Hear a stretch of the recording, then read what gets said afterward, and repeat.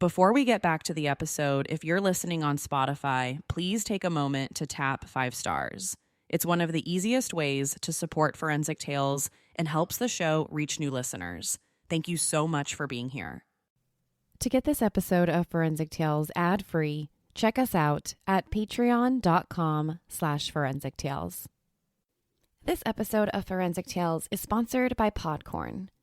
When I first started looking for sponsors to feature on the show, it was really important to me that the brands I worked with were not only a good fit for me, but for my listeners. That's why I choose Podcorn to find sponsorships for Forensic Tales.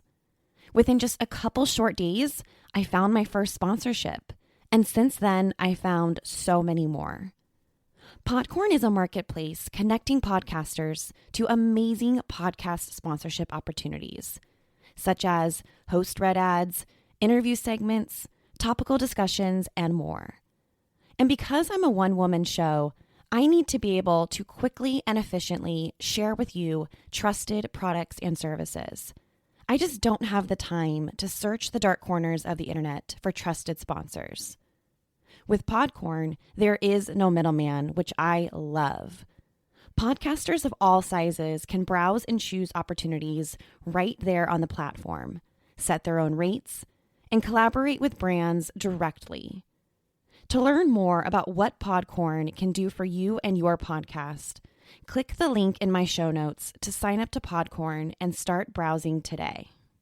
If you're like me, then your email inbox is a complete mess. Every single day, I probably get 100 emails. But the problem is, the important emails always seem to fall through the cracks. That's why I'm so glad I discovered InMote. InMote is an email extension that helps you gain control over your inbox by stopping email distractions from interrupting your focus. There's nothing to download or install. InMote works with your existing Gmail or Outlook account. Register, set your email priorities, and you're all set. Important emails will continue to go to your inbox, while email distractions will be sent to a new @InMote folder to be reviewed at a later time. InMote has become a complete lifesaver for me, and it can be for you too. Check them out at inmote.com. That's inmote.com. Forensic Tales discusses topics that some listeners may find disturbing. The contents of this episode may not be suitable for everyone. Listener discretion is advised. Your phone rings in the middle of the night. A single drop of cold sweat slides down your back. A yucky feeling in the pit of your stomach tells you something's wrong, very wrong. Your daughter's in trouble. You frantically call 911. The police tell you to calm down and call back. Minutes grow into hours, and hours turn into days. Your daughter's missing, and the police have no interest in finding her. Sadly, that's exactly what happened to Teresa Martin. This is Forensic Tales, episode number 69, The Mysterious Death of Kenneka Jenkins.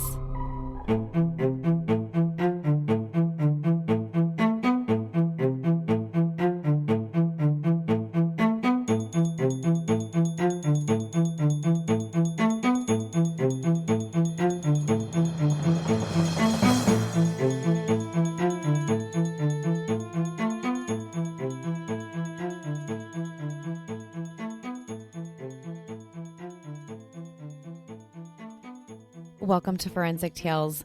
I'm your host, Courtney Fretwell. Forensic Tales is a weekly true crime podcast covering real, spine-tingling stories with a forensic science twist.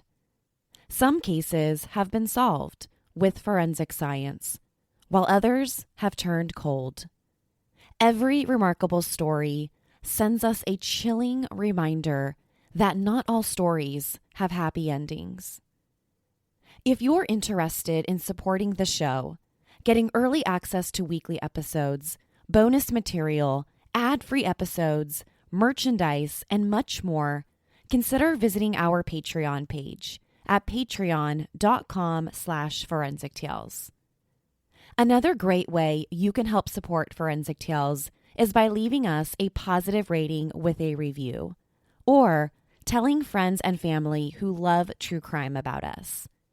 Now, let's talk a little bit about the mysterious death of Kenneka Jenkins. In September 2017, Kenneka Jenkins was like any other 19-year-old girl. Kenneka lived in Chicago's West Side with her mom, Teresa Martin. A typical teenager who loved hanging out with her friends. She liked to have fun. Kenneka had an unforgettable, big, bright smile. On the night of September 8th, 2017, Kenneka asked her mom, Teresa, if she could borrow her car for the night. She wanted to go hang out with some friends. Typical teenager stuff. Since Kenneka didn't own a car, Teresa was used to her 19-year-old daughter's request. Like she'd done so many times before, Teresa agreed. Teresa told her daughter to please be safe and kissed Kenneka goodbye. That night, Kenneka and 3 of her girlfriends had plans to go to the movies. But sometime during the night, their plans changed. When you're 19 years old, plans always change. The girls decided to ditch the movie idea and head to a friend's birthday party. The party started around 11:30 p.m. at the Crowne Plaza Chicago O'Hare Hotel in Rosemont, a suburban area of Chicago. Before the party, the girls headed to a liquor store in Kenneka's mom's car. They bought a Bluetooth speaker, a bottle of Hennessy, and a couple of energy drinks at the store. After the stop at the liquor store, they made one more stop to pick up some marijuana from a friend. Then they made their way to the Crowne Plaza. Kenneka and her 3 girlfriends arrived at the hotel a little after 1 o'clock in the morning. Once they got into the hotel, they headed up to the 9th floor, room 926.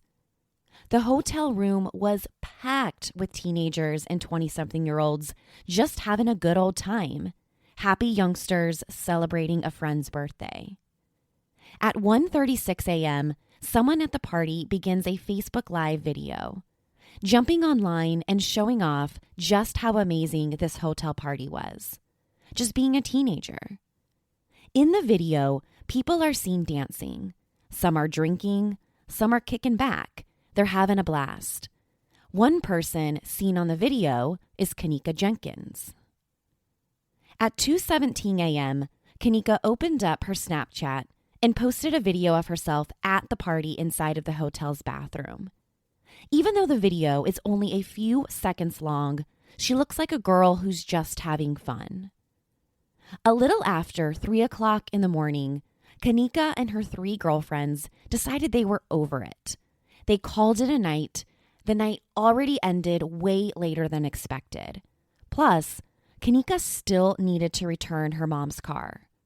So shortly after 3 a.m., the 4 girls, including Kenneka, left the party on the 9th floor and took the elevator down to the lobby.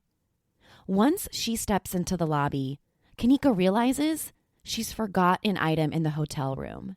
It's unclear what she forgot.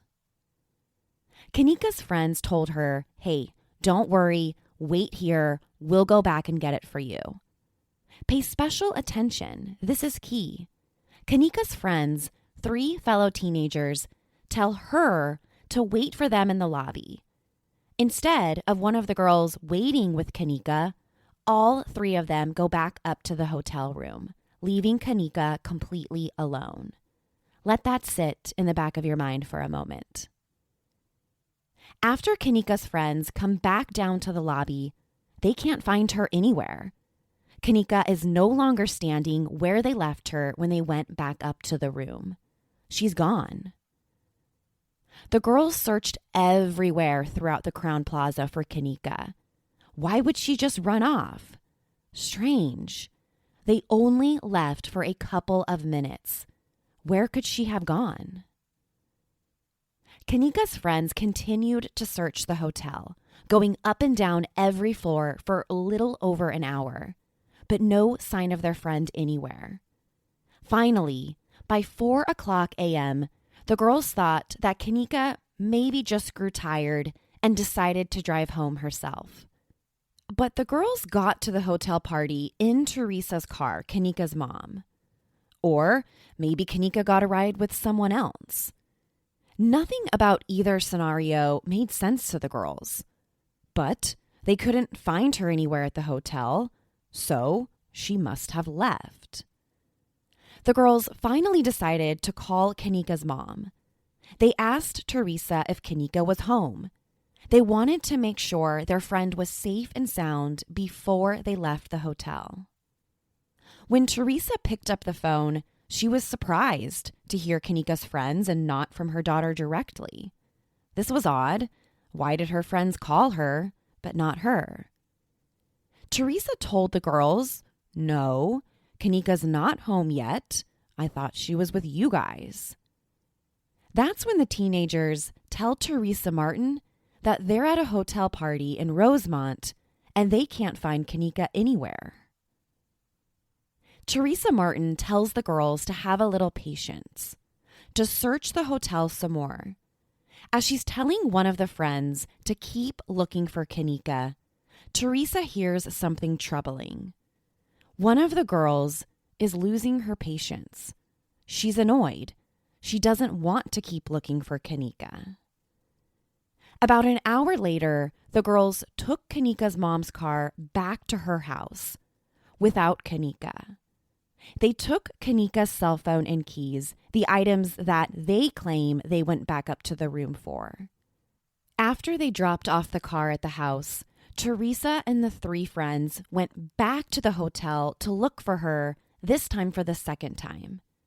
Teresa couldn't understand where Kenneka could have gone, especially without her keys, without her cell phone, and without her car. Once they arrive at the hotel, the search begins all over again. Teresa and the friends searched up and down. They looked everywhere for any sign of Kenneka somewhere inside the hotel. But the search turned up nothing. Kenneka was still missing. A little over 2 hours later, at 7:15 a.m., Teresa picked up the phone and dialed 911. At this point, no one had seen Kenneka in over 4 hours, and nobody saw her leave the hotel. This 911 call to the police is troubling for more than a couple reasons. Teresa tells the 911 dispatcher that her 19-year-old daughter went to a hotel party that night and hasn't been seen since. She explains her daughter went with friends, and her friends don't know where she went. She's basically asking for advice. She tells him she doesn't know what to do. They've searched the entire hotel looking for her and nothing turned up. The dispatcher's response is concerning. He tells Teresa her daughter is a teenager. She's free to do as she pleases. But Teresa disagrees. No, something's just not right here. This is completely out of character for my daughter. During the phone call, Teresa expresses her concerns that she doesn't think Kenneka's friends were telling the truth about what happened. First, she pointed out that, according to the friends, her daughter left her cell phone behind. So, if Kenneka was okay, why would she leave her cell phone behind? At first, the dispatcher kind of agreed with Teresa that it's possible that the friends aren't telling the truth about what happened. But even though he agrees with her, he doesn't take it seriously. He thinks this call is a waste of time. Another phone call with a mom who's upset that her 19-year-old daughter didn't return home on time. So, the dispatcher ends up telling Teresa to go home and see if her daughter shows up by 10 or 11 a.m. If she doesn't come home by then she's free to call back and report her as a missing person. Teresa hangs up the phone with 911. She's crushed as she goes home to anxiously await for her daughter to return home. When we first meet someone, our smile is often the first thing people notice about us. Whether that's on a first date or at a job interview. A smile can tell a lot about a person. But you can't just trust your smile with any teeth whitening company. That's why I turn to Smile Brilliant for my teeth whitening needs. Smile Brilliant and their teeth whitening system is backed by decades of research and is created by hygienists and dental professionals. So I know what I'm putting on my teeth is both safe and effective. Made right here in the U.S., Smile Brilliant is a leading lab-direct oral care company that specializes in custom-fitted teeth whitening trays done from the comfort of your own home. And right now, Smile Brilliant is offering the listeners of my show a very special offer. You receive 30% off your entire order. Simply enter the code TAILS at checkout, and you'll save 30% off your order and get whiter teeth.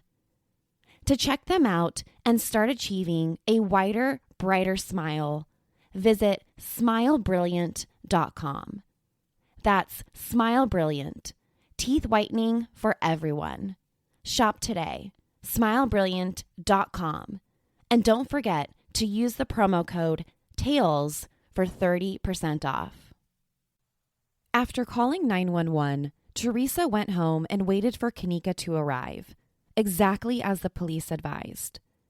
But as she sat at home waiting, something just didn't sit right in the pit of her stomach. She's a mom. She knew her daughter. Her maternal instincts took over, telling her something isn't right. She needs to go find her daughter. 10 a.m. comes and goes. 11 a.m. passes, followed by 12. By 1 o'clock p.m. on September 9th, Kenneka still wasn't home. Teresa had enough. She picked up the phone to demand that a missing persons report be done on her daughter. On the second phone call to the police, she finally gets what she wanted. At 1:16 p.m. on September 9th, Kenneka is entered into the law enforcement agency's data system, or LEADS, as a missing person. LEADS is Illinois' statewide system run by the Illinois State Police Department. It's a law enforcement tool created to provide police departments across the state of Illinois with shared data and information. With LEADS, a police department anywhere in the state could log on and search for relevant data on any crime they're investigating. Think of it like this. A string of burglaries happens in Chicago's West Side. A police department in the city's West Side can log on to LEADS and see if there's been similar burglaries committed in another city within the state. In the case of a missing person, the missing person data can be uploaded into the system, and law enforcement agencies across the state are made aware, and they can be on the lookout for the individual. But this is a problem in Kenneka Jenkins' case. Her case wasn't uploaded into LEADS for over 10 hours. This setback cost them 10 crucial hours of looking for her. The most important thing in any investigation is time. Time was ticking to find her safe and sound. And thanks to one 911 operator, they had to wait 10 hours. After Kenneka was entered into LEADS, not much happened in the case. I say not much happened because police really didn't do much to find her. The only people who seemed to be looking for her were Kenneka's family. In fact, after she was reported missing, it was Kenneka's own family members who went back to the Crowne Plaza Hotel to look for her. Kenneka's family spent almost the entire day on September 9th looking for any sign of her around the hotel. They went from floor to floor, knocking on doors, asking the hotel guests if they had seen or heard from Kenneka. After knocking on hotel guests' doors for hours, hotel employees finally called the police back to the hotel. They weren't necessarily called back to help look for Kenneka or anything. The police came to the hotel after receiving complaints that Kenneka's family was disturbing some hotel guest. So just before 8 p.m., officers are dispatched to the hotel. The officers arrive and tell the Jenkins family that they can't just go knock on everyone's doors. They can't just invade the hotel's guest privacy like that. It was okay for them to search the hotel's public areas, but they couldn't just keep disturbing the guests like that, especially when there isn't any evidence to believe that Kenneka is even still at the hotel. So after the police arrived, the officers decided to check out the hotel's surveillance videos to see maybe if they could spot Kenneka in any one of the videos. Maybe they could figure out what time and what exit she used to leave. Based on the time Kenneka's friends told the police that they arrived at the hotel for the party the night before, the officers started combing through the surveillance tapes. Bingo, they spot Kenneka. At 1:13 a.m. on September 9th, the night of the party, a surveillance camera set up outside the hotel captured Kenneka arriving at the hotel with 3 of her girlfriends. In the video, the girls seem completely normal. They just look like a group of teenage girls excited to be going to a hotel birthday party. At approximately 3:30 a.m., Kenneka Jenkins' image on the surveillance tapes changed, and not for the better.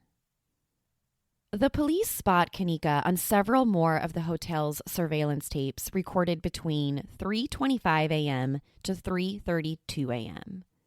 At 3:25 a.m., a little over 2 hours after Kenneka and her friends got to the hotel party, she's captured on another surveillance tape inside of the hotel.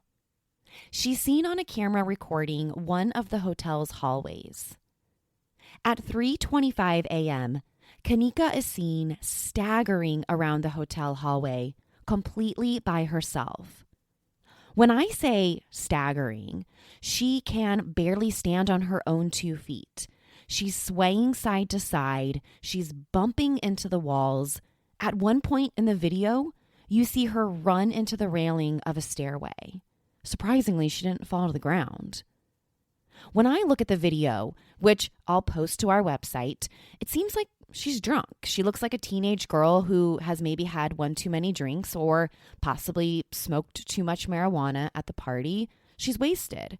She's either bumping into the walls or just trying to keep from tripping over her own feet. So the police see her on video for a little under 10 minutes from multiple different camera angles. Again, all angles of the camera show her staggering down the hotel's hallways. Completely alone, no one is with her. One camera, closer to 3:32 a.m., showed Kenneka walking through the hotel's empty kitchen. From my research on the case, the hotel's kitchen was not operational at the time. If you watch the tapes, the kitchen is empty and spotless. There's no one else in the video, nothing. All you see is Kenneka staggering through the hotel's kitchen and heading towards the top left side of the camera's video. Once she gets to the top of the camera's frame, she turns the corner and is never seen on the surveillance tapes again. After the police reviewed all of the hotel surveillance videos, they checked on room 926, the room of the party.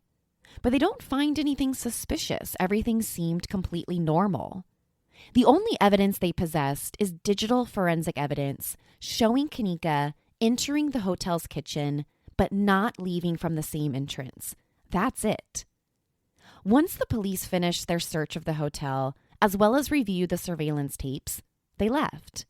They told the Jenkins family to call them if they had any additional evidence or had heard from their daughter. The police didn't really seem concerned about what they saw on the tapes. To the police, Kenneka looked like a teenager who got drunk at a party and walked out on her own. They weren't concerned about her walking into the hotel's kitchen. The police figured the drunk girl just got out another way. A couple hours after the police left, shortly after midnight, this is now September 10th, a hotel employee walked through that same kitchen. There's no information about exactly why this employee was in the kitchen. The surveillance video shows this hotel employee is maybe some sort of security guard. He's making his rounds around the hotel, including the empty kitchen. The employee is seen on camera entering the kitchen at 12:23 a.m. He's seen walking across the kitchen towards the same direction where Kenneka was recorded, an area of the kitchen where a big walk-in freezer is located. Just like Kenneka, the employee walks towards the upper left-hand corner of the video and disappears out of view. A few minutes later, the same employee is seen walking back across the empty kitchen in the same direction. Then, a few minutes later, the hotel employee is caught on tape walking back into the kitchen, this time escorting a police officer. The hotel employee and police officer headed in the direction of the kitchen's walk-in freezer. Inside the freezer, they made a shocking discovery. Lying on the freezer's floor was a female body. After almost 24 hours of searching, Kenneka Jenkins was found.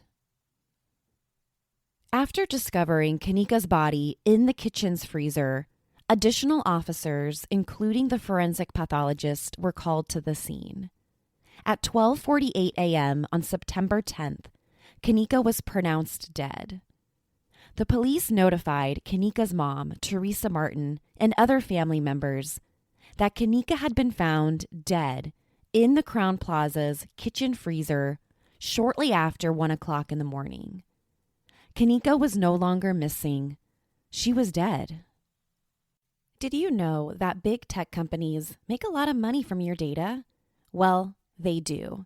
And the worst part is, you aren't getting your fair share of their profits. Introducing Tiki. Tiki believes it's your data and you should be paid for it. Tiki is an app that allows you to see what data companies are collecting from you. And the best part is, Tiki helps you monetize your data. With Tiki, you get paid your fair share for granting buyers access to your data. It's that simple.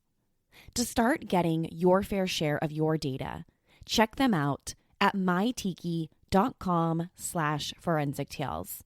That's Tiki, Tiki, mytiki.com/forensic tales. It's your data. Get paid for it. Let's talk a little bit about this freezer where Kenneka was discovered.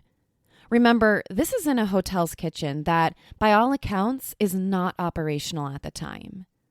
Inside the kitchen, there's a walk-in freezer inside of a walk-in cooler. Even though the kitchen was empty and not in use at the time, the freezer was still on and fully operational. So this particular freezer was able to maintain a temperature of a chilling 34 degrees Fahrenheit, extremely cold. So when the police discovered Kenneka inside the freezer, she lay face down with her left arm underneath of her. She only had one shoe on. Her right shoe was off and lying next to her on the floor. And she had a small bloody cut on the side of her right foot, kind of between her ankle and smallest toe. She was wearing the same ripped jeans and jean jacket the police saw her wearing earlier in the hotel's surveillance tapes. What was interesting was that besides the cut to her foot and one missing shoe, was that the shirt she was wearing underneath the jean jacket had been pulled up. I mean, someone had pulled up her shirt practically all the way up to her neck, exposing both of her breasts. Initially, it appeared as though someone tried to take her top off and failed, or was able to take it off and then put it back on. Besides the condition of Kenneka's body, the police also made several observations of the freezer itself. When they first arrived, the lights were both off in both chambers, meaning the lights in the cooler were off, as well as the lights inside of the walk-in freezer section.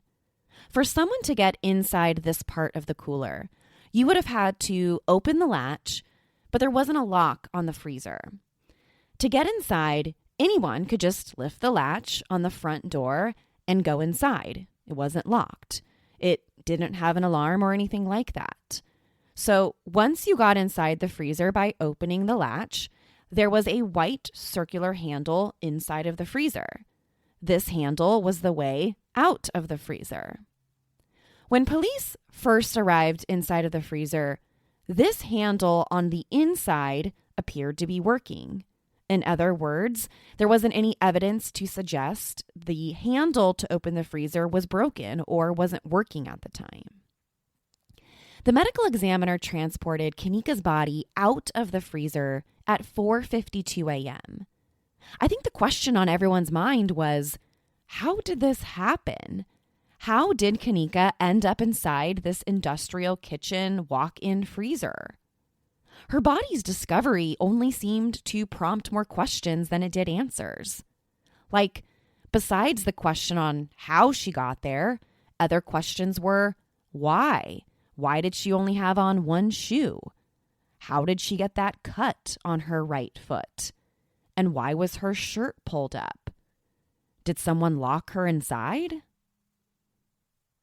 While Kenneka's body waited for an autopsy, her funeral was held at Chicago's House of Hope. Kenneka's family and friends mourned, along with hundreds of complete strangers who showed up to pay their respects. Nobody could understand how something like this could happen. How could a 19-year-old girl end up dead inside of a freezer? Many people who showed up were upset with how the police had handled the case, from the delay in responding to the case to the initial investigation. Kenneka's family and friends were angry. When they showed up to her funeral, many were wearing purple t-shirts that read, "Justice for Kenneka." People wanted to know, was this a tragic accident, or did someone force her into that freezer? About a month after Kenneka's death and funeral, the family anxiously awaited the autopsy findings. And when the report was finally released, it only brought more heartache to the family. After a 4-week investigation, the Cook County Medical Examiner's Office announced the cause of death in Kenneka's case. The forensic pathologist ruled Kenneka's death an accident due to hypothermia. The forensic pathologist also noted drugs and alcohol in Kenneka's system and listed them as contributing factors in her death. At the time of her death, Kenneka's blood alcohol level was 0.112 higher than the driving limit of 0.08. Depending on Kenneka's weight, that could be anywhere from 4 drinks to maybe 6 or 7, as well as depending on her tolerance level. But besides the alcohol, the forensic pathologist found a drug called topiramate in her system. Topiramate is a type of prescription drug known to treat conditions like migraines and epilepsy. At least, that's what it's commonly used for. But Kenneka didn't have either of those conditions. According to Kenneka's family, she didn't suffer from epilepsy and she didn't suffer from migraines, and certainly wasn't prescribed those types of drugs. This is undoubtedly a cause for an alarm, because the level of this prescription drug found in Kenneka's blood at the time of her death was within, quote, therapeutic range, meaning she ingested an average-sized dose. The forensic pathologist also found a type of lesion suggesting she died from hypothermia and the abrasion on her right foot.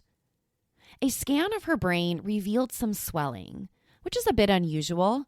A person dying of hypothermia doesn't typically display brain swelling. But in Kenneka's case, the forensic pathologist didn't believe that the swelling to her brain had anything to do with her cause of death.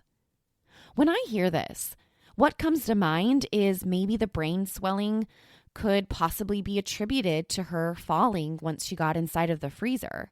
Of course, that's total speculation on my part, but it could be the reason why the forensic pathologist decided to not attribute the brain swelling to her cause of death. After the forensic pathologist published his report, Rosemont police announced that they were officially closing the case. Kenneka's death had been ruled an accident. No evidence existed to believe that foul play was involved. Investigators thought Kenneka just had too much to drink that night, ingested the prescription medication voluntarily, and then accidentally wandered into the hotel's freezer that night. Authorities believe this theory is backed by digital forensic evidence, specifically the hotel's surveillance tapes showing Kenneka very intoxicated. It's hard to watch this video and not believe that she wasn't under the influence of drugs or alcohol, or maybe both. In the minds of Rosemont police, this is an open and shut case. They've got video evidence of Kenneka arriving at the party. The same video evidence suggested she was intoxicated. No one else is seen entering or leaving the kitchen before or after Kenneka. The only problem with the surveillance video is there wasn't one video positioned in the freezer's direction. Other than the video showing Kenneka entering the kitchen and walking in the freezer's direction, there is no tape actually showing her getting inside. But I think what the police find compelling is that there isn't anyone else seen entering or leaving the kitchen. Other than the employee, of course, who's seen walking in the following night, the employee who found Kenneka's body. And now they have an autopsy report finding that the cause of death is hypothermia. The report also showed no evidence of a sexual assault. Other than the small amount of brain swelling and the cut to her right ankle, there was no other evidence on assault, at least as far as the body could tell. There's a piece of evidence that I want to revisit that wraps up the police's accident theory. The discovery of Kenneka's shirt pulled up over her chest towards her neck. Kenneka's family pointed to the shirt as evidence that could suggest foul play was involved, or at the very least indicate a sexual assault occurred. But here's what the police's forensic expert had to say about the pulled-up shirt. According to their expert, Kenneka's shirt is actually evidence that points more towards an accident than a homicide. And here's why. It's a phenomenon called paradoxal undressing. This happens when a person is freezing and they actually take their clothes off instead of reaching for something to keep them warm. So right before death, a freezing person will oftentimes remove their clothes as if they were burning up, when in reality, they're freezing to death. Now, if you're like me, you hear that and you're like, what? How could someone freezing think that they're burning up and remove their clothes when they're about to die? Well, this is common in many hypothermia cases and people freezing to death. Most of the time, these victims are found naked and almost naked. This happens because when our bodies experience a cold-induced paralysis in our nerves, this paralysis of the nerves in the vessel leads to what is called vasodilation. In other words, a feeling of warmth. Instead of feeling cold when this happens, we feel warm, hence our desire to want to take our clothes off. So, according to the forensic expert in Kenneka's case, this is likely what happened and could absolutely explain why her shirt was found pulled up towards her neck. Kenneka likely experienced paralysis of the nerves, and instead of feeling cold inside of the freezer, she started getting warm. And then moments before she would have died due to hypothermia, she tried taking her shirt off. The police's announcement of closing the case came as a shock to Kenneka's family and supporters, specifically Kenneka's mom, Teresa Martin. Kenneka's family had many questions for the police. She believed investigators rushed to judgment in the case. Some criticism came from the beginning, like, why did it take the police so long to take this missing persons case seriously? It took the family at least 3 separate visits to the Crowne Plaza Hotel before the police even decided to get involved. Something that troubled Kenneka's family was the freezers themselves. I mentioned earlier that Kenneka's body was found inside of a double freezer unit. There's an outer freezer and another freezer inside of that. So the Rosemont police told Kenneka's mom that they believed she wandered into the freezer, closed the door behind her, trapped herself inside, and then froze to death. Well, what the police probably didn't know was that Kenneka's mom worked in a cafeteria herself. She knew a lot about these types of freezers. She knew that unless someone locked Kenneka inside of the freezer from the outside, she would have been able to escape herself. So after Kenneka's body was removed from the freezer, the police allowed Kenneka's mom to look at the freezers, not go inside, but just to look. And the first thing she noticed was the big glow-in-the-dark release button on the inside of the outer freezer. And the second thing she noticed was the big white release button on the inside of the inner freezer. She thought to herself, there's no way she couldn't get out. She wasn't buying the police's theory that Kenneka went inside and then just couldn't figure out her way to get out. With two release buttons right there in front of her, one that glows in the dark and one that's big and white. That theory just didn't make sense. Kenneka's mom also noticed a camera above the freezer itself, something the police denied. This camera could have captured the moments right when Kenneka went inside and anyone else who may have been with her. The police have claimed that there was a camera where Kenneka's mom claimed, but the camera didn't take any footage. Therefore, according to the Rosemont Police Department, it's useless in the investigation. If there's a camera, but it's not working and it's not recording, then, well, again, it's useless. Kenneka's family wanted the FBI to get involved. They wanted another law enforcement agency outside of the Rosemont Police Department to take a second look at the case. Through the family's attorney, they argued that right from the get-go, the police rushed to conclude that this was an accident. Basic cop school will tell you that you go into a crime scene or investigation with an open mind. You don't go in with opinions or your mind already made up. And that's what Kenneka's family thought happened here. Once the Rosemont police finally took the case seriously, they were then quick to rule it an accident. They never once considered it to be foul play. According to the family and their attorneys, this is evident because the police took no fingerprints, either from Kenneka's body or anywhere else surrounding the freezer or the kitchen. The police did no DNA tests to determine if there was evidence of a possible suspect. Again, either on the body or the freezer handle itself. For the Rosemont Police Department, Kenneka's death was an open and shut case. So what are the possible theories here? If Kenneka's death wasn't an accident, like the Rosemont police said, then what happened to her? Well, Kenneka Jenkins' story is one where you can go down so many different crossroads. There are many other conspiracy theories about what happened the night of her death on the internet. One theory speculates it wasn't really Kenneka on those hotel surveillance tapes. It was another girl who someone staged to look like Kenneka. Another theory is that Kenneka was murdered. Her murder was a part of an organ harvesting ring. All of those theories have paved the way for several protests over the years.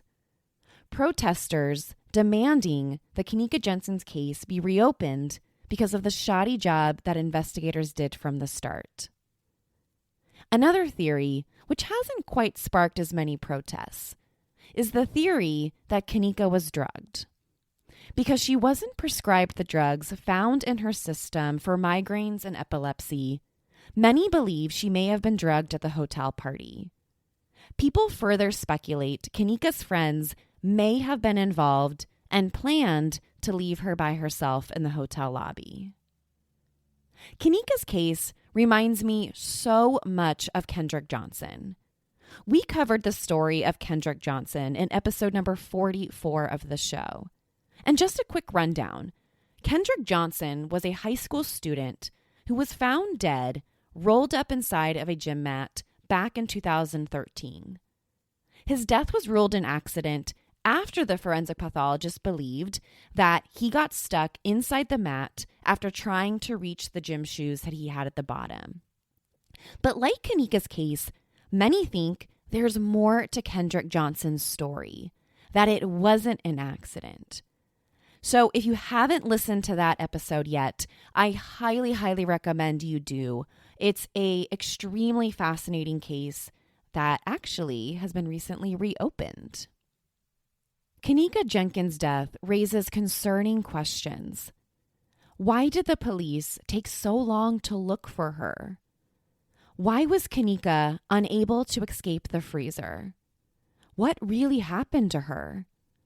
And lastly, why did the 911 dispatcher blatantly disregard a Black mother's instinctual panic? Whether you're white, Black, brown, or Asian, you have to wonder if your desperate 911 call would have been handled differently. For the sake of today's America, I hope not. To share your thoughts on Kenneka Jenkins' case, be sure to follow the show on Instagram or Facebook at Forensic Tales. Let me know if you think this was an accident or not. Also, to check out photos from the case, as well as clips of the hotel surveillance cameras, be sure to head to our website, forensictales.com. Don't forget to subscribe to Forensic Tales so you don't miss an episode. We release a new episode every Monday. If you love this show, consider leaving us a positive review or tell friends and family about us. You can also help support the show through Patreon. Thank you so much for joining me. Please join me next week. We'll have a brand new case, a brand new tale to discuss. Until then, remember, not all stories have happy endings. Forensic Tales is a Rockefeller audio production. The show is written and produced by me, Courtney Fretwell. For a small monthly contribution, you can gain access to bonus content and be one of the first to listen to new episodes. Or, if you simply want to support my show, head over to our Patreon page, patreon.com/forensictales.